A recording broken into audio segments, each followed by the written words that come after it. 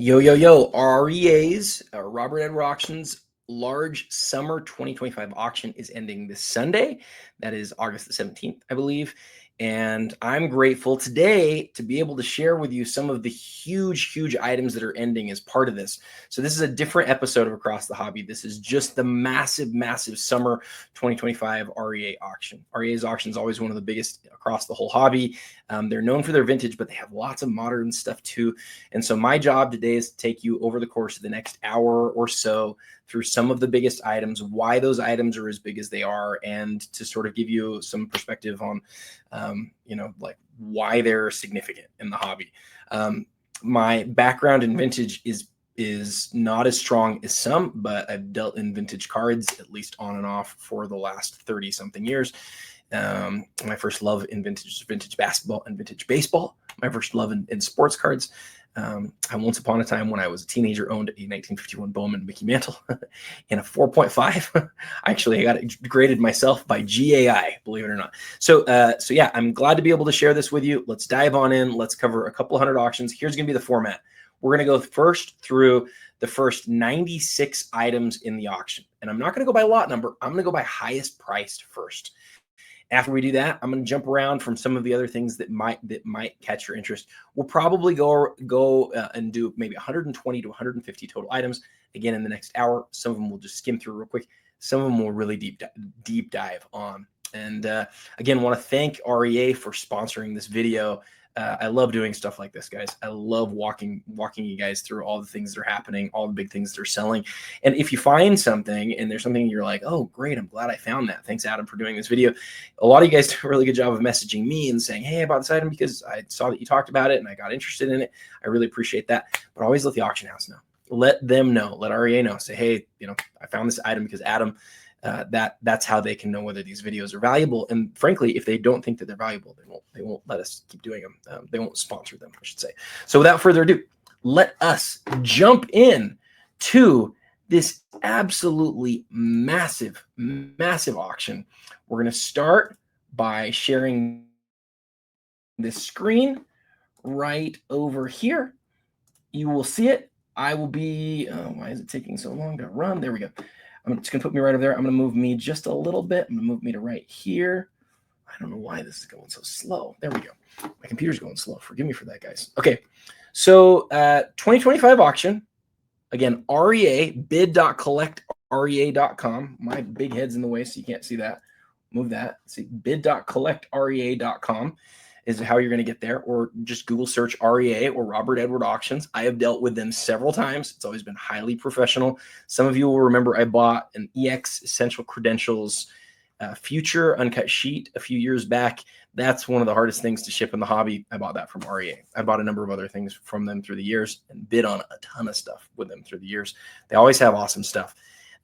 Because they only have a couple auctions a year. You never know if something goes under the radar. So let's look today and see if we can find anything that might be going under the radar, even just a little bit.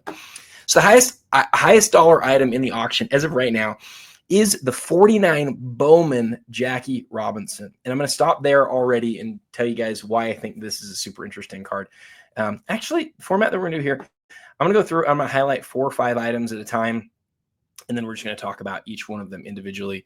I'm not going to highlight the Pokemon because this is definitely a show for sports fans. But let's talk about the Jackie Robinson. Let's talk about both Jackie Robinsons, actually. And let's talk about the Cracker Jack Joe Jackson. Let's talk about the Bronko Nagurski. And let's do a couple from this line, too. We have to talk about the Ichiro. That's going to be a huge story. And Joe Jackson might be interesting. We're gonna, I'm gonna skip the Joe Jackson. Gosh, do I want to? It's an American caramel. It's an SGC2. I'm gonna skip the Joe Jackson. Let's start with these 5. Okay, so first card up, the Jackie Robinson 1949 Bowman. That beautiful red background, great Brooklyn Dodgers hat. I've always loved the color on this card, and this, of course, is an 8.5. Okay, now let's look at the auction here and let's see what tools that we have from REA that might be helpful to us. First thing that we get is we get the grade. We get a dozen examples of the cards that have ever been graded higher out of the 1861. we don't get how many 8.5s there are. So I want to go look and see exactly how many 8.5s there are. And to do that, I don't know how the half grades work on GemRate. So I might not go to GemRate here. I'm actually going to go straight to PSA's site. And so if we go to PSA, and I know you can't see it for a second, bear with me. I just want to be able to see the cert. So the cert number here is 234515523. And when we do that, we're going to find out. I'm going to show you this right here. Bring it over. Let you see it. Come on. Sorry, guys. It's not. There we go. So you can see this now. So 8.5, there's that card. Beautiful card. The story of course, here is the grade. 1,700 of these have been graded. It's not the rarest card in the world, but in an 8.5, it is really rare. And it's really significant. And we're going to get into its story here in a second. So there's 13 that have been graded higher. Did it say that it was 12? I think it maybe said that it was 12. And maybe that's changed. Maybe I'm mistaken. Let's look. This is one of blah, blah, blah, blah, blah. Only a dozen examples of this cards have been graded higher. So that dozen has increased from when that was written. That could have been written a few months ago. Sorry, wrong place. So now there are 12 that are high. There are 13 that are higher, and there are 7 of the same grade. So this is one of the 20 nicest copies of this card that PSA has ever graded. So let's talk about the significance of this card. Up until last year, this card was viewed by most people as Jackie Robinson's second card. And the reason for that is this card right here. But you'll notice something really interesting about this listing. See how REA has this listed as the 1948-1949 Leaf Jackie Robinson? What's really interesting about that is that this card on the slab just says 1948. If you're not a big vintage card collector, you might not know that for baseball, you only usually get 1 year. And again, on the slab, you can see 1948. So why did REA put 1949 on this? Well, it was recently discovered, and I don't know exactly how this was discovered, so I need to do some more research on it, but it was recently discovered that these Leaf cards that were previously known as 1948 were actually produced in 1949. And why that's so significant is it means that this card right here is also a Jackie Robinson rookie card. They could have put the word rookie here in the listing. They didn't. But given that this one was made in 49 and that this one was also made in 49, and this is considered as rookie, this card is sort of seen a, I don't want to say resurgence because I don't know how strong, if that's an appropriate word, but this card is now viewed by many people as on par with this card because historically people thought of this as just being the only rookie. Now they know that they need to consider this card a rookie too. The question is, how much does this like slab issue that's always just been this way, how much will this sort of prevail? Are people going to continue to see it that way? I'm not sure. What I am sure of is that this is one of the 20 highest PSA graded copies in existence. And look at it. It is beautiful. It is absolutely beautiful. It looks exactly like you want it to.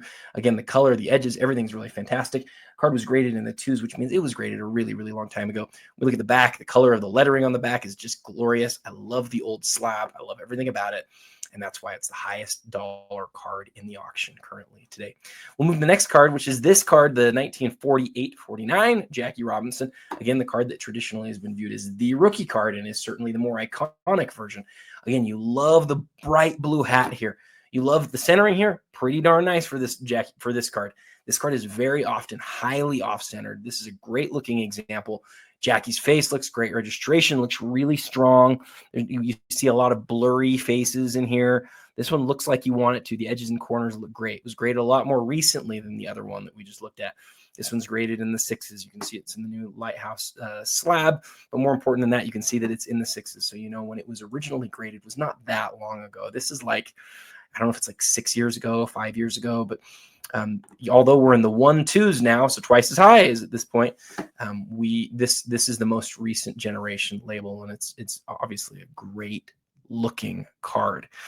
We look at the population on this one as well. That's not going to be as strong of a story, but let's do a quick comparison and see, if we learn anything from that. So, and I think the fun thing here might be to ask the question, of these two cards, which one would you rather have?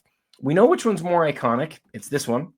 I think most people would say this one in yellow is the better looking one, the Leaf. But let's look at the population and let's identify which one we think we'd rather have based on rarity and sort of trying to add how iconic it is also in. So this card is a pop 78. There are 54 higher, which makes this one of the 132 best copies of this card in the world. Only 54 higher. This one, we're talking about a card that there are just 13 copies higher, and this is one of 7. So one of the top 2049 Bowmans, or one of the top 132-49, or what we would maybe call 48-49 Leafs in the existence. Which would you rather have? This is a hard question, guys. I think this is a really hard question because if the two are close, I'm going with this card. I just am. It has always been the more iconic card. I think it always will be. And it's not just because it was viewed as older, but because of the aesthetics. Even though these are viewed as the same year now, this is still a more iconic card. But I'm going to tell you what. I would go with the 49, and the reason is rarity based on condition. People don't want to hear that answer, but that is the right answer here. Top 20 is in a whole nother world than top 132. So to me, this is the better of the two Jackie Robinsons that is up this week at REA. But which one will suffer more? We'll find out Sunday. Okay, let's keep going. The 1915 Cracker Jack Joe Jackson. My good friend Jeremy Lee recently bought the 1914 version of this card, which has the text facing the right way up. I'll tell you what I love about this 1915 card. Okay, this card right here did not always come in the Cracker Jack box itself. Most of the 1915 cards that are high grade, you'll notice, do not have this staining. This card has all of the staining. All the staining is there. And I personally like that. I want to see this card with staining. I want to know that it didn't come through the mail via redemption. I want this card to have come through the box. And to me, that's meaningful.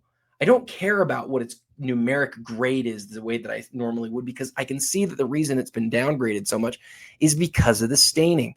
The question that I would ask is, what else is wrong with the card? We know that the staining is a major issue. We know it just jumps right out at you. It's there. It's present. No one's tried to remove the staining. At least it doesn't look like it. What else is wrong with the card? Man, it's not centered too badly. We're talking about 60-40.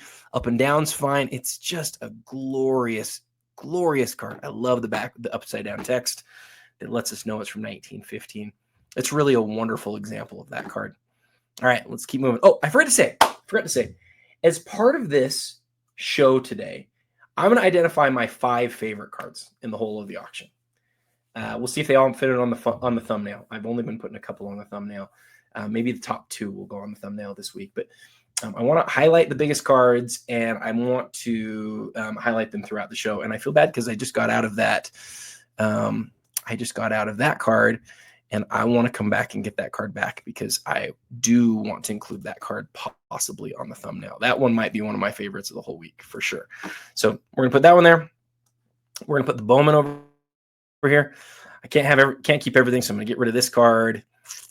Again, I'm just trying to choose my top 5.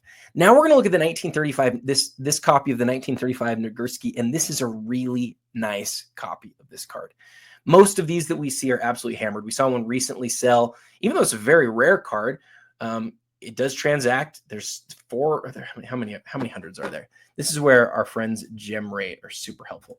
So I'm going to find out real quick. If I go to Gem Rate, I'm going to show you guys as I do this. If you come into Gem Rate and you type in, you go to Universal Search, and just watch this. Just come into enter card details. Go 19. Actually, is it 1933? I always forget. Let's not do 1933 because I always forget the year of that. Nagurski. Let's just type in Nagurski. 1935. It's 248 total. 248 copies of this card have been graded ever. The most iconic football card ever made. It's a really small number, guys. 248 copies of this card have been graded ever, and you know there's crossover amongst that group, and you know that the majority of these cards that have ever been found have been graded. It's a really small number for a card that's as iconic as this one is. So, and that's why we see the giant numbers that we do. But if you come back here, so 248, this one I believe is a 5, right? Oh, sorry, wrong place. A 5. How many are higher than a 5? Well, here's 5. 18.2% of the population is higher than a 5. Gosh, it's a great copy. And of that 18.2%, I mean, look at this. Like 5.5, 6, 6.5. Almost nothing is a grade and a half higher or higher than this card, making it truly like one of the best 20% of this card in existence. And it shows, right? Again, look at the card. I don't know what else you want on this card that you're not getting here. Maybe you'd say, I want it to be a little bit nicer centering side to side. But look at and yes, the corners have some wear, of course. But if you want an example of this card that presents as like close to pack fresh, like came out of the pack and was owned, but not like, I like seeing this stuff on the corners. It tells me that it hasn't been altered, hasn't been adjusted, some people say. Yeah, I love it. Absolutely might be one of my 5 favorites of the week. Let's put this one over here and let's go to this next one. So this card right here, okay, let's keep going. Let's talk next about one of the cards, certainly of the auction. This is the Ichiro Gold Refractor from 2001 Bowman Chrome, and you can see this word right here. It is in Japanese. Now, I want to explain this card because a lot of times we take for granted that somebody's going to understand all the nuances of what makes a card cool. But I still don't think people realize what a big deal this Ichiro card is. And I'm not talking about the grade here, okay? I'm talking about why this card itself is as big a deal as it is. You can see it says Japanese. Well, if you turn this card around and you look at the back, you're going to see it's numbered 52 out of 99. What you've got to know about this year of Bowman Chrome, this card that was made 24 years ago, is they were still trying to figure out how to do some of the different things that they wanted to do to, make the brand special. Now, we know that at some point, Bowman Chrome became the brand in baseball. But back in 2001, you've got this card where they're like, we want to do something special for Ichiro. What do we do? Well, all the gold refractors are numbered to 99. It's going to be numbered to 99. Here's something we could do different for Ichiro, though. Let's make it so that all of the even serial numbers are in Japanese and all the odds are numbered in English. Why is that significant? Well, there's actually less than half of 99 that look like this. So of the 99, only 49 are in Japanese. Only 49. Of those 49, how many of them are PSA 10s?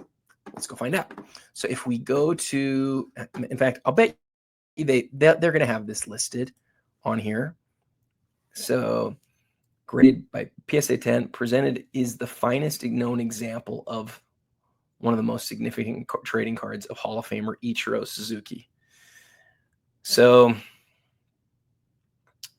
lots of good stuff here. This is the only Japanese text variation to have a PSA 10. There are no BGS 10 examples of the record. All 49 of the Japanese text variations are accounted for, and none appear to remain ungraded. So this is truly a unique specimen. Flawless surface, blah, blah, blah. How many English ones are PSA 10 condition? That's my next question. I just want to know how it would compare. So if let's do this. Let's go to PSA cert and let's type in 179321344. I know I was going to forget it. 17932 and 134. Okay, when we do that, we're going to find that there's only one. And that's what we were expecting to see. When we click on that one, we're going to see only 411 cards from the gold set have ever been graded. And we're going to click on the search and just type in Ichiro. And when we do that, we're going to see that 28 copies of the Japanese have been graded. Gosh, 21 of them are 9s. This is so interesting. I think this part of this story, so a total of 58 gold refractors of Ichiro have been graded by PSA. And there are 9 PSA 10s. But what's absolutely insane is 8 of the 9 are the English version. 8 of the 9. This is the only Japanese version that has ever been graded a 10. So my question is this. There was recently an absolutely massive Ichiro card that sold at auction. In fact, let's go find it. I'm not going to be shy here. I'm just going to show it to you. So if you go to Golden and you click on, whoop, this is going to take me just a sec. You click on results. You're going to find, oh man, this is taking a while, guys. Sorry, this is so slow. You're going to find one of the biggest Ichiro sales in the history of cards. In fact, it might even be the very biggest one. I haven't looked at that. I haven't researched that. That would be easy enough for you to do, but we're already here, so we're going to start with this. So if we scroll down here, we're going to find this Ichiro card right here. A PSA 10 of the 2001 Ultimate Collection, which is a Pop 3, sold for $292,800. So if the Ultimate Collection in a PSA 10 that's a Pop 3 sold for almost $300,000, the question that you have to ask is, how significant is this card? Now, I'm going to just be real. I was working at a card shop back in 2001. I remember the Ichiro Pujols mania like it was yesterday. These were the 2 biggest prospects that went head-to-head in the history of the hobby from my perspective. I just think it was such a huge deal. You had this older guy, Ichiro, who just came into the majors and was immediately great, and this guy in Pujols that we knew was going to be great, and they both came in at the same time, and both of their biggest cards are in Bowman Chrome, and they're very different. Pujols is the autograph at a $499 or $500, and Ichiro's is this gold version, but he's got different parallels too. This is just the best one, and it's the best variation of the best one. So you got Ichiro and Bowman Chrome, and it's a big deal. And then you have baseball doing the product the year prior had been one of the stories of the year in basketball, and that was Ultimate Collection. And I'm not gonna mince words here. Ultimate Collection at the time was the story. It was. This stuff was, I think in baseball, it was close to $100 a pack. In basketball, it was over $100 a pack. And the card, baseball was not nearly as good as basketball.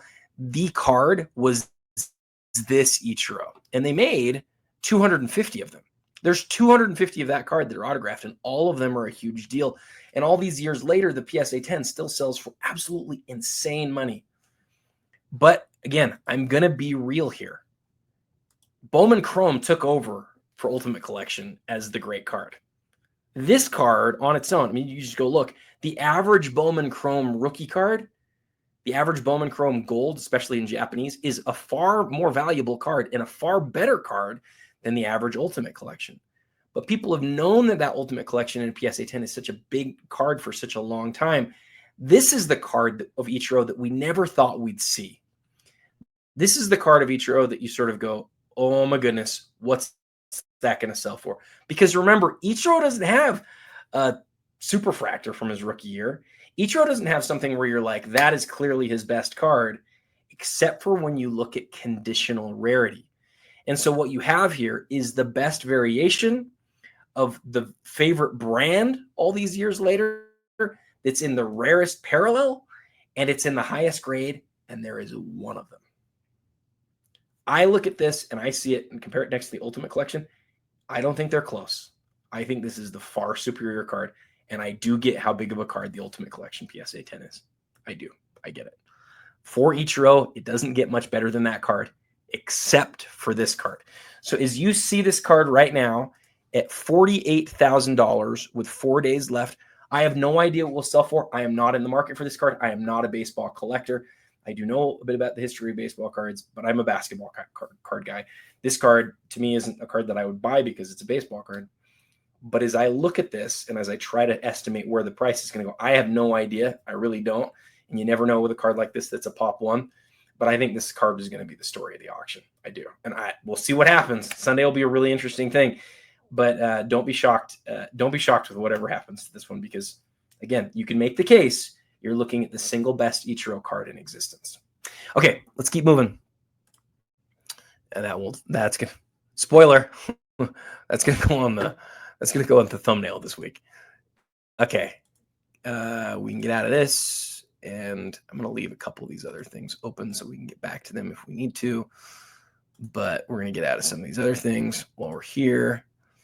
And is this the page we wanted to be on? Yeah, this page. Sorry, I opened so many things up. I got lost. It's been known to happen. Okay, so back to the auction. Like I said, I'd love to talk about this Joe Jackson. I'm going to skip down. I want to get to some of the lower dollar item ones.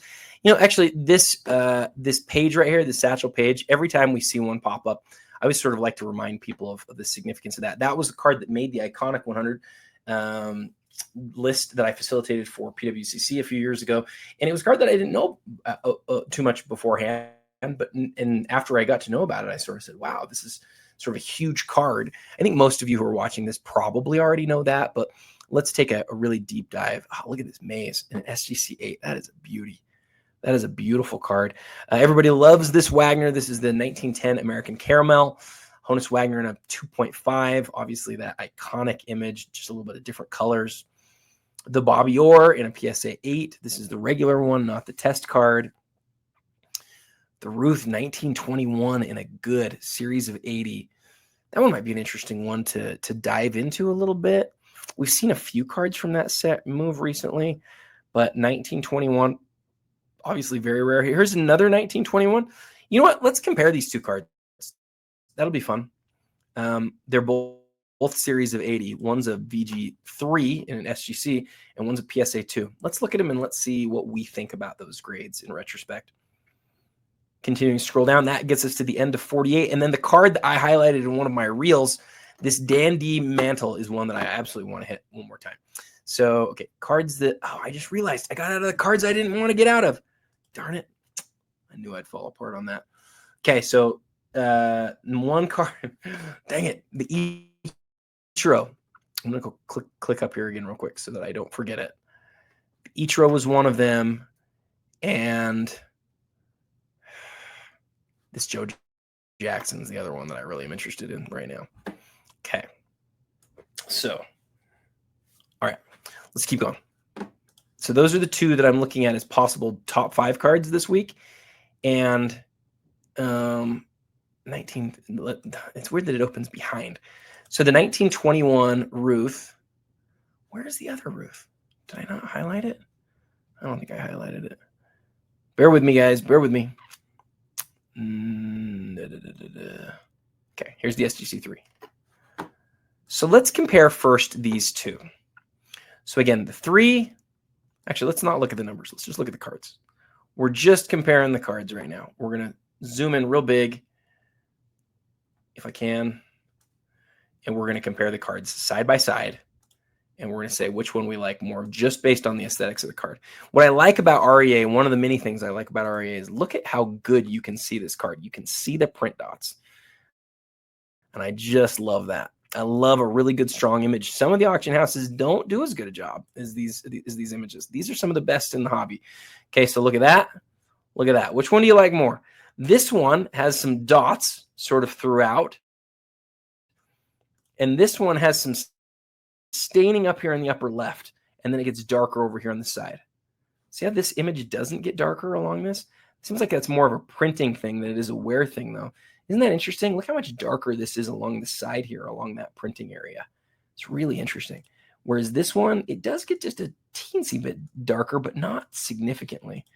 So I'm trying to not show the grade to not sway you guys. But the question here is, which one would you rather have of the two cards? Let's look at the bottom. Which bottom do you like better? Boy, I like this bottom better. I do. The top, I think, is tougher. The top, I think, gosh, it's really tough, isn't it? We haven't even talked about centering. Centering looks like it's pretty even to me. I think that these dots right here are less of an eyesore than this significant stuff over here. But I think the bottom on this card is better. I do. Like materially better. I tell you, I'm from the front. I'm so far on PSA 2's side than I am on the SGC 3. Let's check the back, see if we still feel the same. Oh, things are about to change. Check out that back. One, I like the centering. Centering's a weird thing to say here because you don't think about the words being centering. I like the centering, and I like the condition on the SGC back a lot more.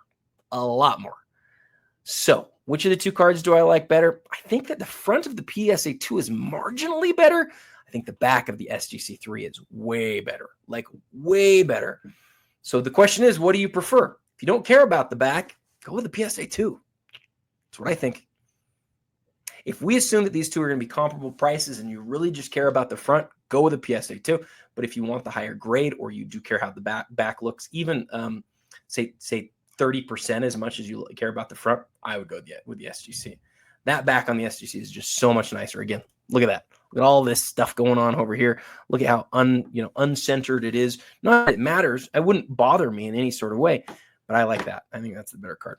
Okay, so those are two great Ruths, both from 1921. The thing that I'd recommend that you do there, look up all of the Ruths that predate this one. Look them all up in gem rate and through the PSA and SGC pop reports. And what you're going to find is that Babe Ruth just does not have a lot of significant cards that predate this one. It's an absolutely huge piece. Okay, let's talk about why this is a huge deal. This card was inserted straight into a bag of potato chips, and it still looks like this. And the question is, how? How does that card look like that? I don't know. What I do know is there's 9 9s ever across all of the grading companies, and only 3 of them are graded by SGC. It's one of the finest Mickey Mantle 1954 dandy cards in existence, and that's why it's on. That's why it's as high as it is in the auction. It's sitting kind of low right now at 24 grand. I would argue. I would have thought this would sell for quite a bit more. So we'll see what happens. That may or may not be right. I don't know this world as well as I could, but the reason that I say that about what it could sell for is you're talking about the best, highest graded card from a key Mickey Mantle card. We're talking about a 4th year card right here, a beautiful card, one of the cards that you sort of think about as like the nicest looking mantles. So that's why I feel that way about it. And I love it, but it's not going to make it onto the top 5 this week for me. Okay, let's see. What's this autograph? Type 1 signed Hugh Duffy. Well, that's cool. We're going to keep moving though. A Campy Mint 9. Ooh, let's do some research on that. That might be fun. So if we're going to do this in the PSA site. So if we go to PSA and just type in 1940, watch this. We go 1949 Bowman baseball PSA pop. If we do that and we just click on this, watch this. This is something really interesting. Oh, look, Campy's the main card right there. So if you do this at the very top, a lot of people just scroll past this. They never really look, but this is so interesting. If you look at the top of the PSA pop report, you're going to see a consolidated view of all of the cards that have been graded by them. And it's right here. See this total pop right here? So there have been 60, you have to add these 3 things up. There are basically 68,000 copies of cards from 1949 that have been graded. You can see right here too, 67,749. Of those, 45 are 10s. That's 1 in about 1,200 cards that have ever been graded are 10s. Significantly easier to get, but still way tough to get, are the 9s. 1,100 9s. See, actually, this has a qualifier on it. So only 1,900 or 1,091 9s have ever been graded. How many of them are Campanella? 18. 18 Roy Campanella 1949 Bowmans have ever been graded a 9, and only 2 of them have been graded 10s. That, my friends, makes this a huge, huge card. Let's keep going. Already talked about the dandy. Oh, let's go. We need to move to the second page. We're going to go to the second page now. 35 minutes in, we're only on the first page. Not a good sign. Okay. So a 7, an SGC 7 on the roof, one of the old labels, not the oldest label, but one of the old labels. Ooh, a Morehouse banking Jim Thorpe. I didn't know that Jim Thorpe had a 1916 card. Okay, we got to do some research there. And it's canceled. Ooh, that's cool. That's really cool. I'll tell you why that's cool here in a few minutes. Oh, Curry PSA 10. I did not expect to see that. We're definitely going to talk about that one. The Gehrig, what is this? DeLong gum. Got to do some learning. I've heard of DeLong gum, but I haven't ever researched it. Let's do some research together on that and see what we can find. Let's read the listing first off. That might be fun for us. Okay. Love seeing stuff you just never see. Christy Mathewson sign check is always cool. And then a lot of stuff that you guys probably know about. Ooh, a 1980 unopened box sitting at $13.5. What is this? 1975 cello. That's baseball. Okay, we're going to have PSA 10. This is always an interesting one to look at. Look for it if you've never looked at it. Sorry, my big head's in the way. If you've never looked at it before, look at the 1987 and 1986 Fleers in the PSA Pop Reports. Compare them. It's really interesting. It's really, really interesting. Christy Mathewson ball. We're trying to make it through a couple more pages. I'm kind of moving a little bit faster than I anticipated. Okay, so Jim Thorpe canceled Morehouse baking. Look at the back here. Canceled. Okay. You can see this actually has the Fanatics top 30% sticker on it, which is kind of cool from an eye appeal perspective. So, okay. So read the back of this with me here. Boys and girls, here's your chance to get a complete set of 200 of the best ball players in the big leagues. These photos will be wrapped in Sunlight 10-cent bread. When you get 50 with no two alike, you may keep the photos, but show them at our office, and get a dandy baseball and bat or a nice long jump rope for free from the Morehouse Baking Company. So when they say photos, they mean these cards. So if you get 50 of these cards and none of them are duplicate, and then you brought them, you could get your jump rope or your baseball and your bat. And the way that they prevented you from turning in the same cards over and over again, because they didn't want to take the cards from you. Like, you can keep the cards, but they actually went through and individually on each of the 50, they canceled. They typed canceled. This same set from 1916 has a Ruth in it. And I think is it Ruth? I'm pretty sure I think it's Ruth. And REA recently had two of them. They were like the first two that had ever hit REA. My guess is that this is actually from that same lot. My guess is that. You just don't see these cards ever. And as you look down here, let's read. Impressive example of the legendary Jim Thorpe from the 1916 Morehouse Baking Company in 1916. This is one of only a handful of cards of Jim Thorpe issued during his baseball playing days in the major leagues as a major leaguer when he was a member of John McGraw's New York Giants. Man, think about how close he was to playing with Ruth. Because Ruth played for John McGraw, didn't he? Gosh, I should know that. I don't know that. Morehouse Baking reverses are seen much less frequently than the Sporting News reverses. This is one of only two examples of Thorpe to ever be graded by a PSA. Holy crap.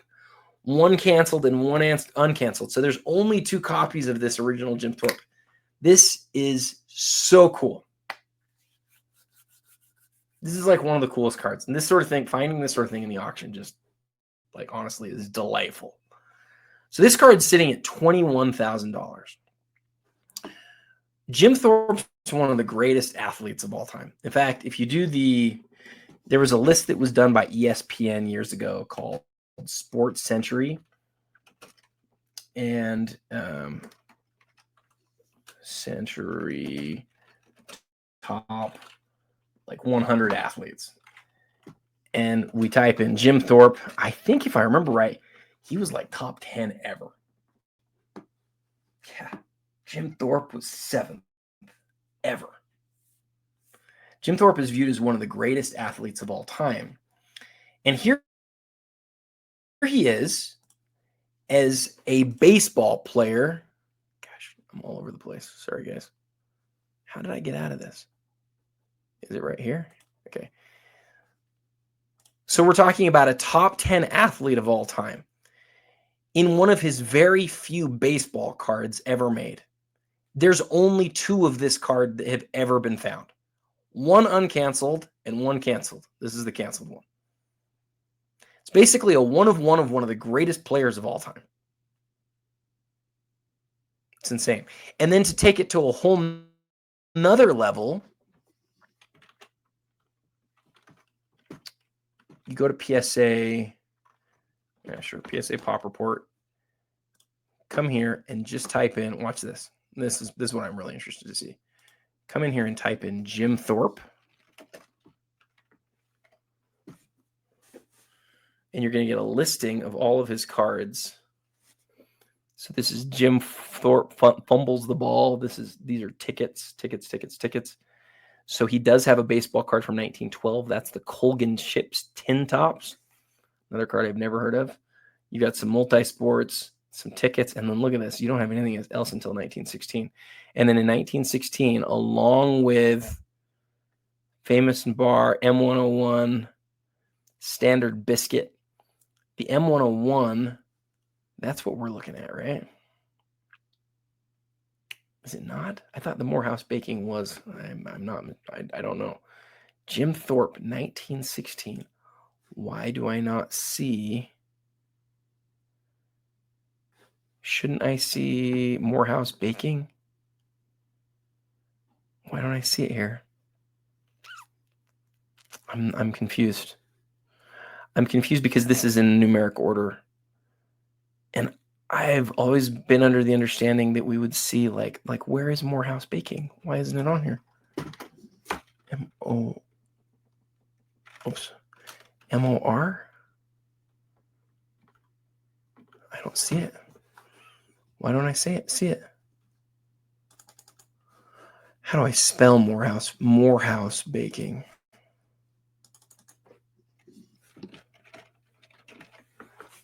Morehouse. It's right there. Why is it not coming up in the pop? It's going to be right in here, isn't it? It's going to say Jim Thorpe.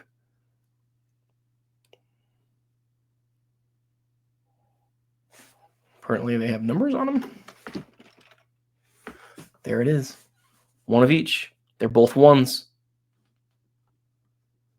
Huh.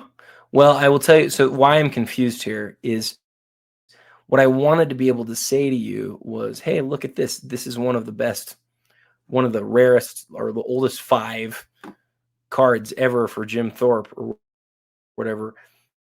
But because PSA is not picking up the Morehouse Baking for some reason, it doesn't show up. And now I don't know why it's being weird now. I'm just trying to click back. And it takes me all the way to here. I want to see, oh yeah, here we go, Morehouse. See, if you type in Morehouse, you can see 1916s right there.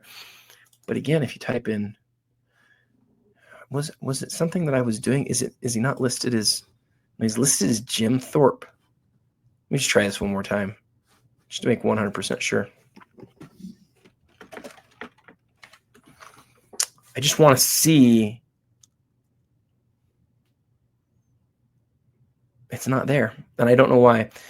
For whatever reason, it's being left out, and it's not because this is just baseball. It's not, and it's not just because it doesn't include multi-sport. Not that it is multi-sport, but it's not here. It should be here. I'm not sure why it isn't. I think that's something wrong with PSA's site. And I've incurred weird things. I haven't incurred that before. If there's something that I'm missing that you guys can tell, please let me know. I definitely do have to move on, but this is one of my favorite cards in the auction.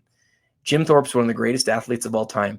The idea that this card came out the way that it did, that it was redeemed for probably a baseball and a bat or a jump rope, is just an awesome story. It is just awesome. And it's fun to just see it and to know that it exists and to know that he only has a few cards that are older.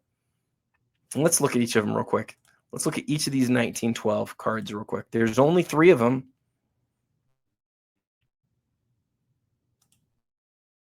Sorry, there's only 4 of them. And if we look at each, why didn't it pull them each up?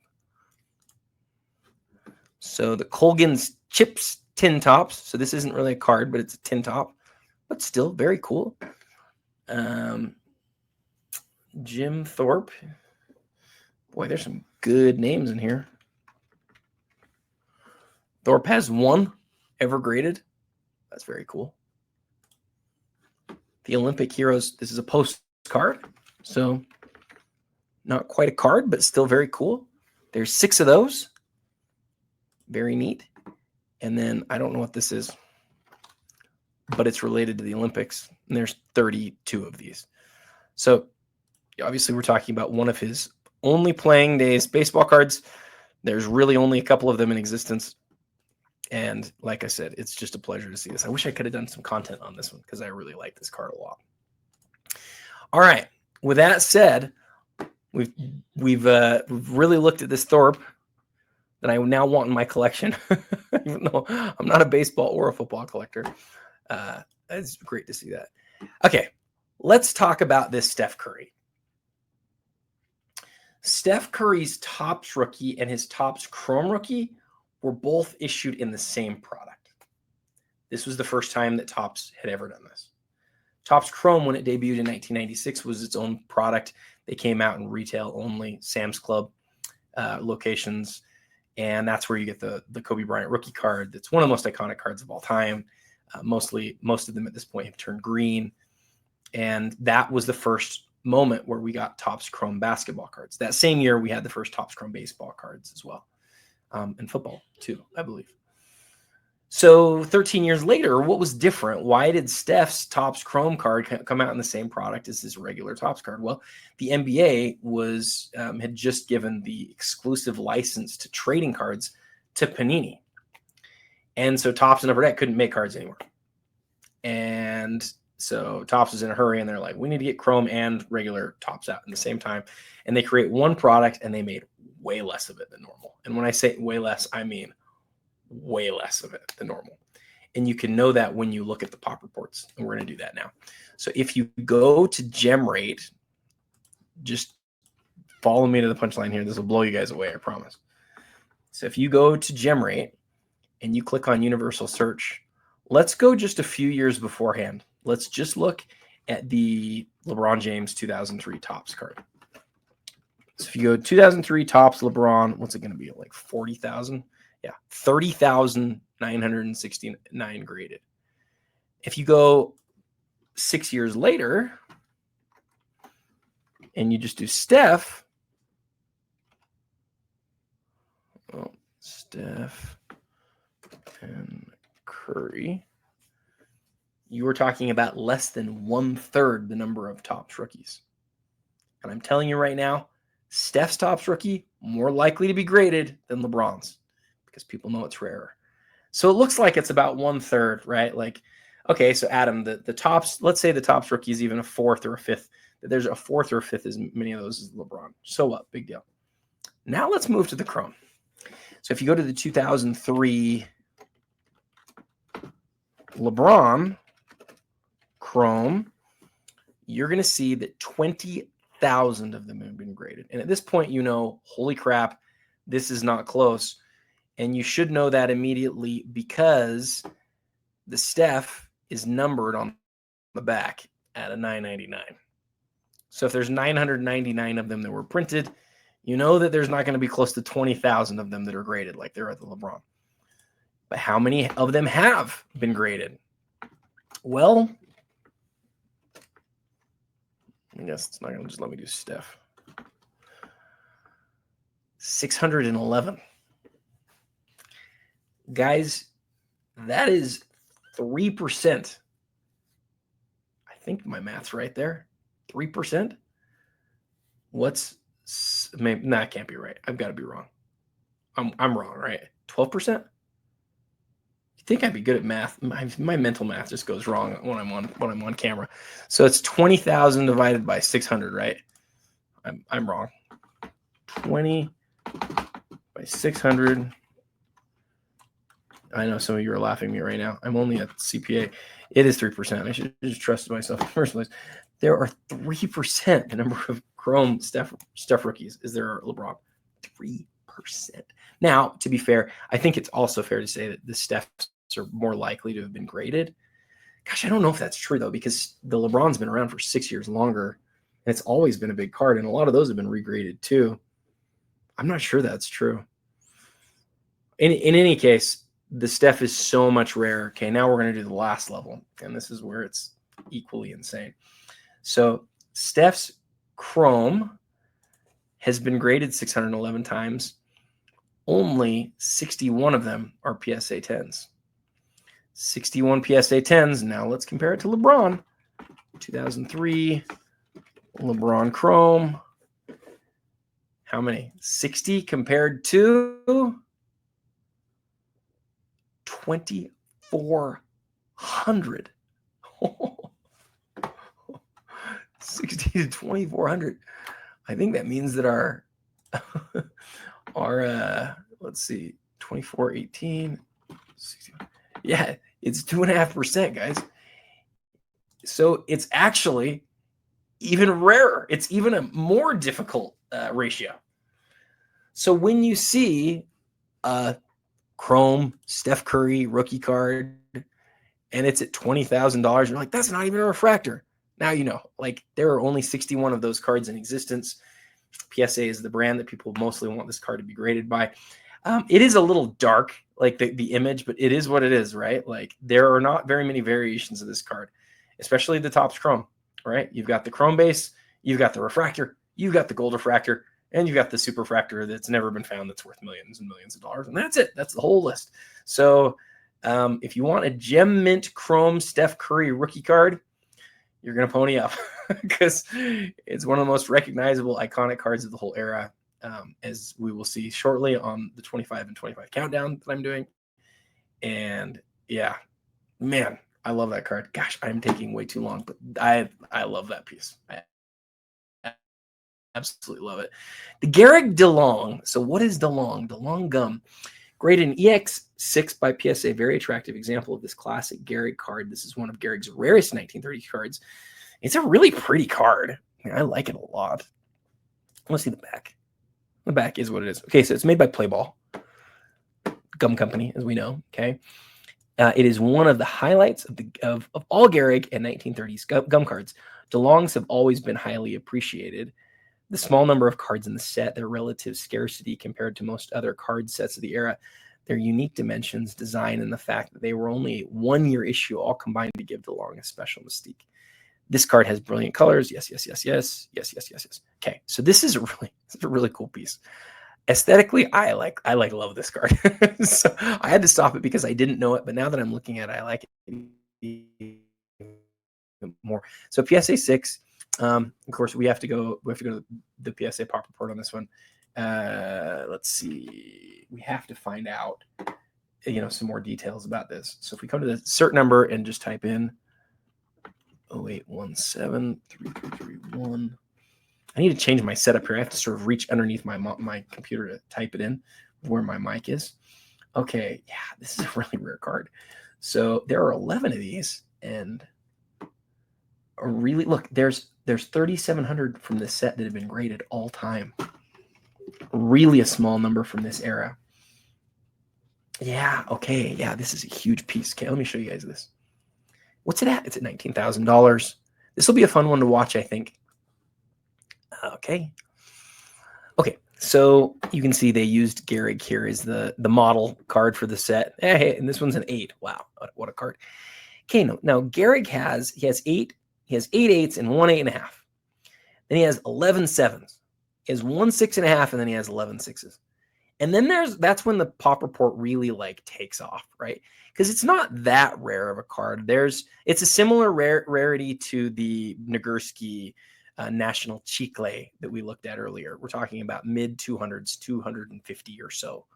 250, what is that? 254 total cards. So it's a really rare card in and of itself, but not like crazy, crazy rare.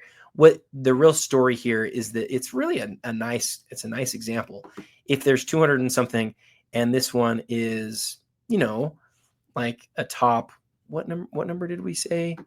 Like a top 32. So it's like almost top to 10%. It's like a top 12% example of this card in the census. It's as nice looking as it is. It's from 1933, the same year as Gehrig's Gaudi. What do we consider? What do we consider Gehrig's rookie? I should know that. I don't know that. Let's go over to PSA's pop report again and see if we can find out. I bet he has some. I don't know what year he started. I know he started before this, but like what year did Gehrig actually start like having cards? So Gehrig has cards. Henry Gehrig. Henry L. Gehrig. Is Lou Gehrig's real first name Henry? I should know that. I don't. Hand cut cards, multi-sport cards. Where's the first big set? Exhibits. So we have some of the really old exhibits. Here we go. 1927 E210 Caramel Type 2. That's a baseball card. So it's not his rookie card. It's not his first card, but it's a really early card, and it's a really rare card, and I really love it. Gosh, I want to put that on my top 10 too, or top 5 too. I want to put the Steph. I want to put the Jim Thorpe. Gosh, this is a strong auction, guys. I want to put both of those. I want to put this one, and then we're missing the Ichiro, which is like my favorite card of the auction right now. There's a lot of great stuff up. I like this Joe Jackson too. These are probably going to be my 5 favorite cards, but we're going to see if we can find any more to put in that group. Okay, so now that I've got a million things open, and I certainly don't need them all open, let's see if we can keep this straight. Okay, so we come back to here. We've hit these things. We've talked about all these. I said I'd only do 2 pages. I've gone longer than I meant to this point. How far are we in? Gosh, we're almost an hour. I'm going to finish up just high level here.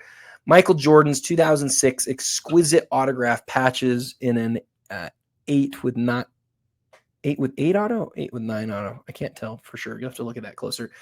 The story here is this: 2003, 2004, 2005. The Upper Deck autograph patches, there are exquisite autograph patches, are always numbered to 100. This year they're also numbered to 100. This is the first year where they got the whole player image on the card. And a lot of people really love that. I also have to commend them for having the best autograph space here. Not the best. It's pretty similar to the couple years before it. It's better than 03. I like how it's oriented. I like the patch here is really nice. Everybody loves these cards right now graded by PSA because there's a lot fewer of them, and PSA is a lot tougher on the card grade. But that's obviously a huge piece. 1969 set. Complete set. I always look to see what the checklist is graded in that set because the checklist is definitely the toughest card in the set. Bob Feller, PSA 8, heads up. That's a big piece. Michael Jordan buyback. Oh, that's a really cool card. I do want to look at that one. Darn it. I didn't want any other ones that I had to take a close. A couple more quick things. Choose our top 5 and get out of here. So, where is it? 2000. Okay, here we go. Okay, so I'll tell you the story here. 1991 was the first year that Upper Deck made basketball cards. Remember, they made baseball cards in 1989. They actually have some promos from the year before that too. So they'd been making baseball cards for a few years, but the first time we got mainstream basketball cards was 1991. And in retrospect, although there were some cards that we could still refer to as iconic rookie cards from 91, like Larry Johnson and Dikembe Mutombo, Terrell Brandon, some of those cards are really iconic, great, like cityscapes, guys not even in their uniforms yet, but like in their casual dress. They're just such cool cards. Clearly the most iconic card from 91 at this point is the Jordan. And in the late 90s, but especially getting into the early 2000s, Upper Deck in their biggest brands had these buyback cards. And what Upper Deck would do is they'd go out into the market, they'd buy some number of cards, usually a small number, and have the player sign them and then reinsert them into the packs with a certificate of authenticity. This card, I'm not sure if it has their certificate. It doesn't look like it does. Let's see if it says an Upper Deck certification sticker appears on the reverse. So it looks like it doesn't have their certificate card with it. There's a card that would have come with this. I like having the certificate, but I don't think everybody sort of requires it. I would not require it. What we have here is PSA certifying and saying this is one of the 10 buybacks that came out in this 2001 buyback. And it says, one thing that's interesting here is it says 2001 UD buyback. Usually the first line of this will say the brand. I don't think there's a brand called Upper Deck buyback. There's 2001 Ultimate Collection. There's 2001 Upper Deck Reserve. I think both those had buybacks. There's also 2001 Upper Deck that may have had buybacks. But I can't really tell based on looking this what the actual brand was that this came out of. And that sort of bothers me. The reason that they probably did that, they might have had a hard time identifying which brand it came out of because they don't have the certificate. And the certificate's what would have told them the brand. Does that make sense? Okay, so if you look back at this card, the story, I've gotten into the weeds here, but let me tell you the story. The story is you've got a 10 auto on a card that was bought back by Upper Deck that is truly an iconic card. People aren't going to think of it as like one of the most iconic Jordan cards, and I think that's fair because he's got so many iconic cards, but it is his first Upper Deck card. It's a great image. Jordan and Upper Deck were synonymous with each other. The greatest Michael Jordan cards, in my opinion, came from Upper Deck. A lot of people don't want to hear that. I own a Jordan PMG championship. I think I can say that. I think the best Jordan cards that were ever made were the great autographs and patch cards that came out of Upper Deck. The 97 game jersey autograph to me is the greatest basketball card ever made. I think it is. It's numbered to 23. It's not as hard to get as some other cards. There are Jordan cards that I'd rather have than it because especially like a white jersey copy, because 23 is so much more than other things. But his best cards are Upper Deck, and this was his first one, his very first one. This is the year that you got the holograms and all that other stuff. This is more common than those, obviously. But they bought back 10 of them. He signs them. It's just a fantastic piece. Okay, we've really covered a lot in this first hour. I'd like to have covered more, but I'm going to scroll down. You know what? Let's do, I know I'm terrible. Let's do one more page. Let's just do one more. We're going to a fourth page. All 4 pages, the highest. I mean, we're 4 pages deep, 48 items each, and we're still nearly in the $10,000 range. I always love this Melot. I think it's one of the best looking cards ever. The 1933 Gaudy Melot's just amazing. This portrait of him. The Jordan Chronology autograph, the Timeless Moments, PSA 99, Jordan flying through the air, blue autograph. It's great. Mickey Mantle dog food card. It's crazy. I don't know what this is, but it's crazy and cool. 1909 Cobb postcard. Very neat. Michael Jordan autographed USA jersey. Obviously not a playing days jersey, or not a jersey that he wore. If it was, it would be worth $1 zillion. I might be interested in looking where that jersey comes from, though. And then a McCovey rookie. Always love seeing the 1968 3D Clemente. The Parade. What is this? Parade Sportive, 1938 to 1948. Sports Parade, Jackie Robinson. Interesting. It's huge. I don't love oversized stuff, but that predates his rookie cards, guys. 1930 and 43 to 48. That'd be an interesting one to learn the story on. I'd like to learn that, but we're out of time. If we had more time, I'd love to go into it. Okay, the other thing that I want to do, because I know a lot of you follow me for my basketball content, is I want to just come in here and show you guys. If you come in here and you say, okay, show filters, you're going to get a chance to choose things by like sport and things like that. If I hit show more and I scroll down, I'm going to see somewhere in here. So there's hockey. Here's basketball cards and memorabilia. I'm going to click on it. We're going to give it just 1 minute. Big Bill Russell. We already flew through it. It's a 7.5. I flew through it just because you guys kind of know the story. 7.5 on this card is a really big deal, though. Because, look, this is, I like talking about the things that people don't know about as much, and I think you guys like that too. But this is a top 5 or 6 most iconic basketball card of all time. Personally, I put it after the 86 Flair Jordan, the 96 Kobe Bryant, the Topps Chrome I put in the same spot, the 1980 Topps Triple. I put it after the Wilt Chamberlain. I put it after the Mikan. I put it there. I put it 6. Put Russell at 6, Jabbar, Alcindor 69-7. I put it ahead of any LeBron James has ever made. I put it ahead of the Steph Curry. I have it the number 6 most iconic card of all time. And in a 7.5, it is a huge deal. This card, again, look at the pop, compare it to the 86. You're going to be shocked if you haven't looked at that before. We already talked about a lot of these things. I love the artwork on the 72 box. That's the 72. 72 is so great because it's ABA and NBA. So you get you get obviously like the Irving rookie, but not just the Irving rookie. You get so many great cards from 72. 71 is when you first start seeing the ABA. I have a tendency I prefer the 71 a little bit. It's a lot rarer box, but the cards that you can get inside are generally not worth as much because it doesn't have a big name like the Irving as a rookie. An 86-87 set. Oh, this Kobe, didn't even notice it. An autograph patch from that same 2006 set. That's a big card for you Kobe fans out there. A Kaboom. Oh, a Kaboom green. John Morant. That one's hiding. Some people are going to be very interested to see that one. The pristine rookie of the UD Glass, LeBron. An 06 LeBron autograph patch. 1998 signed finals floor piece. I've seen these. This is a really cool piece. Something you can hang on your wall. There's that. There's a gem mint Topps Curry. Look, this is a regular Topps card. One to watch. These have been selling for really big money. Check out this Jabbar. I want you to look at the signature on this one here in just a second. We're going to look at one more page if it'll let us. And then we'll look at that Jabbar and then we'll be done. See that I just love this set.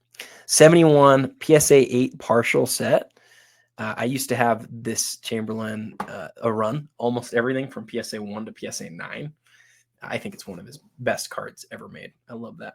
Ooh, hiding. Very much hiding. A Wilt Chamberlain 1974 autograph. It's a big piece. We have to look that one up too. That's one worth watching. Ooh, and a Maravich autograph too. Not as big a deal to me as the Chamberlain. I just love the Chamberlain. And then was this 4-star signature. We got to see who's on the other side of that. Gosh, there's too much good stuff here in basketball. 98 unopened box, a 70 unopened pack, another 70 open pack, another one. Did I miss anything back there that I want to cover? Probably. A Harden Chrome rookie. What is this? 1940s to 2000s collection. Are these all autographed? Well, we definitely have to look at that. And we have to look at this. Bunch of really cool autographs. Wow, look at this. These are like partial sets of signed cards. Boy, these are really cool. Okay. Let's look at a few of these things. So signed 1969 Jabbar with multiple inscriptions. Some people use this card as sort of a chance to give Kareem the chance to really write his resume. We'll finish up here in just a sec, guys. Kareem Abdul-Jabbar. So you get all three names. Usually he just signs Abdul-Jabbar. If you're going to have him sign at a show, you have to pay for Kareem. And then you get his number of points, his number of all, NBA championships, his number of all NBAs, his number of all-stars. You get that he's the rookie of the year. You get when he was in the Hall of Fame. There are a lot of inscriptions on here. And some people love that. I personally just really like the Kareem Abdul-Jabbar.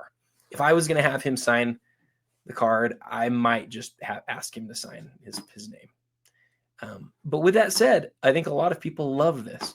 It's a reminder that he's one of the greatest players of all time. This card, I wanted to look at the pop report because I'm going to type in 1974. I want to see how many of these are autographed. And I know it's not just a couple. I think there's double digits.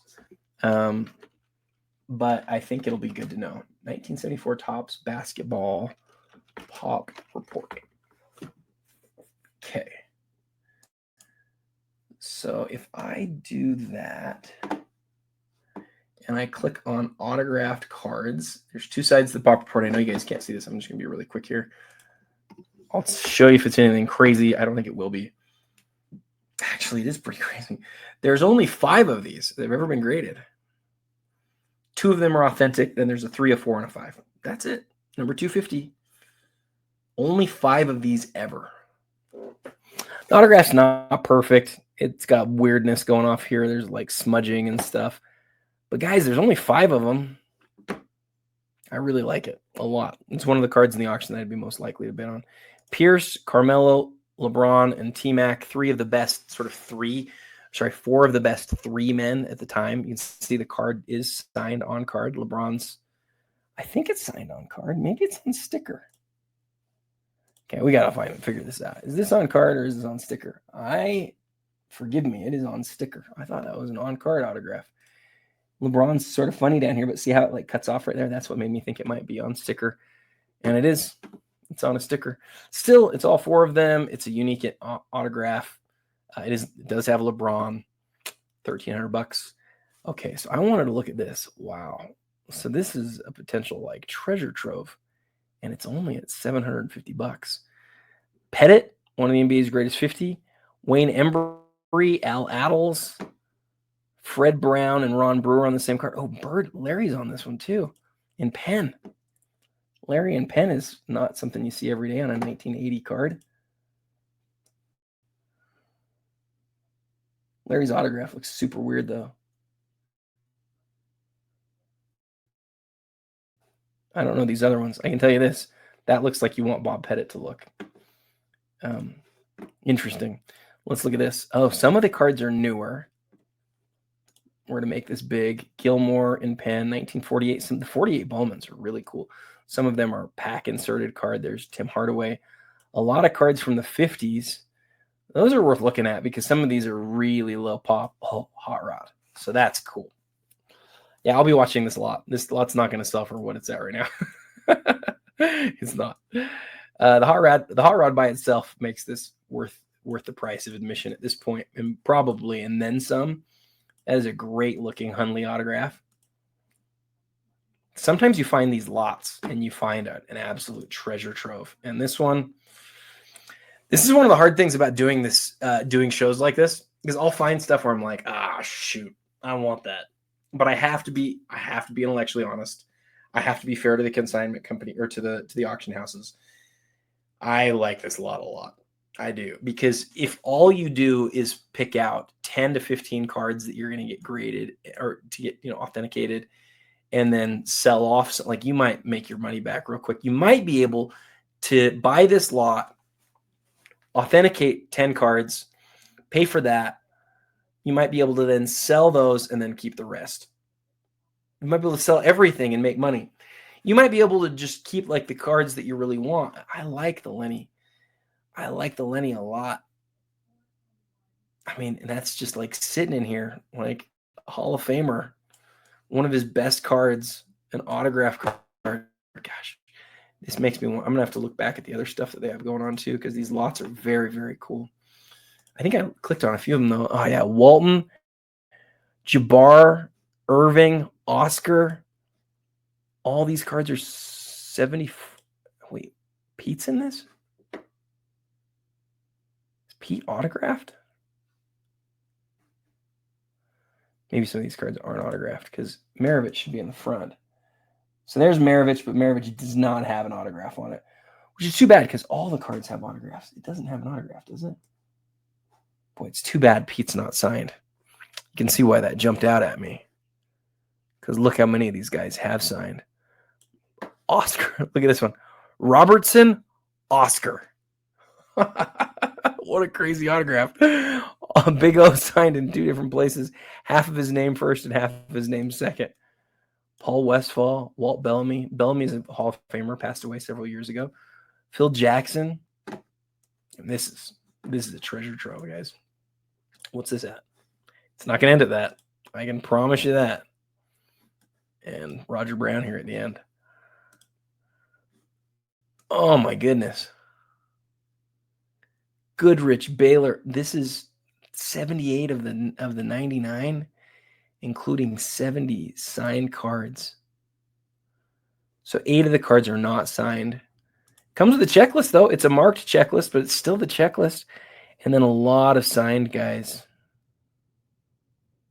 Wow, a bunch of Hall of Famers. Willis is not signed, but look at all the guys around him that are. E. Hayes, Wes Unseld in pen.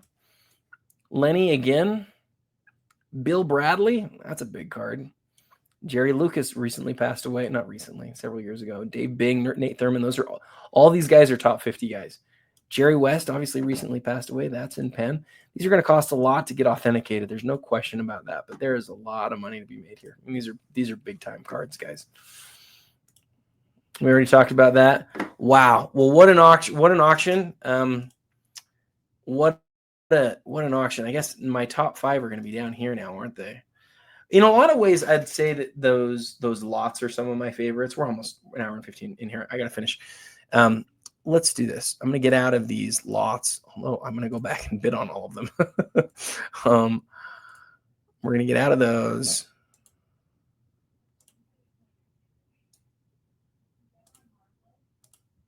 I'm so glad we found those, guys. Those are going to sell for a lot more than $750 a piece, though. I promise you that. I promise you that. Okay, we just got out of, gosh, why do I've done that 3 times now. Seriously? Like, what the heck is wrong with me? Let's go to my history real quick. I got to find this.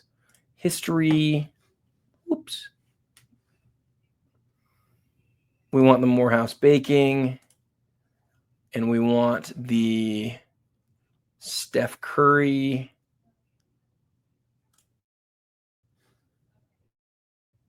Okay, so these are going to be my main 5 cards for this auction. I think I've got 6 to choose from, so I've got to cut one of them out. We have the 1915 Joe Jackson. We have the 2009 Steph Curry, one of 61 PSA 10s. We have the Jim Thorpe canceled 1916 Morehouse banking card. We have the 2001 Ichiro Gold, and we have the DeLong Lou Gehrig.